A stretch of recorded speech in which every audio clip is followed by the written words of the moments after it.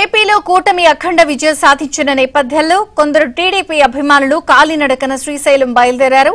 గుంటూరు నుంచి శ్రీశైలానికి పాదయాత్ర చేస్తున్న టీడీపీ అభిమానులకు వినుకొండ నియోజకవర్గంలో టీడీపీ నేత బోడేపూడి సుబ్బారావు ఆధ్వర్యంలో ఘన స్వాగతం పలికారు. నడిగడ్డ వద్ద పాదయాత్ర చేసే వారికి శాలువాతో సాదరంగా సన్మానించారు. వారి పాదయాత్ర దిగ్విజయంగా సాగి ఇళ్లకు క్షేమంగా చేరుకోవాలని బోడేపూడి ఆకాంక్షించారు.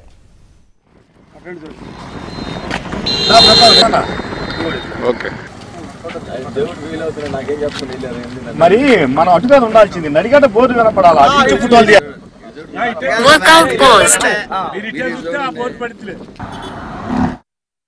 ఎలా ఉందంటే ఈ జెండా చూసిన ప్రతి ఒక్కరు పూనకు వచ్చి ఊగిపోతా ఉన్నారు. యాజ్ ఇట్ ఈజ్ ఎలా ఉందంటే మమ్మల్ని ఒక చంద్రబాబు లాగా ఊహించి వాళ్ళ ముఖాల్లో ఆనందం చూస్తుంటే ఈ రాష్ట్రానికి మంచి రోజులు రాబోతున్నాయని దానికి శుభసూచకంగా ఉంది. రాక్షస పాలన అంతమయ్యి రామరాజ్యం రాబోతున్నందుకు మేమంతా చాలా సంతోషంగా ఉన్నాం. ఇలాగే రాష్ట్రం సుభిక్షంగా ఉండాలని, చంద్రబాబు నాయుడు నూరేళ్ళు ఆరోగ్యంతో ఉండాలని మనస్ఫూర్తిగా కోరుకుంటూ ఉన్నాం. సైకోపాలన పోయి ఈ రాష్ట్రం సస్యశ్యామలో ఉన్నట్టు బాబు గారు రావాలి. బాబు గారు రావాలంటే వీడు వైనాట్ 175 అన్నాడు.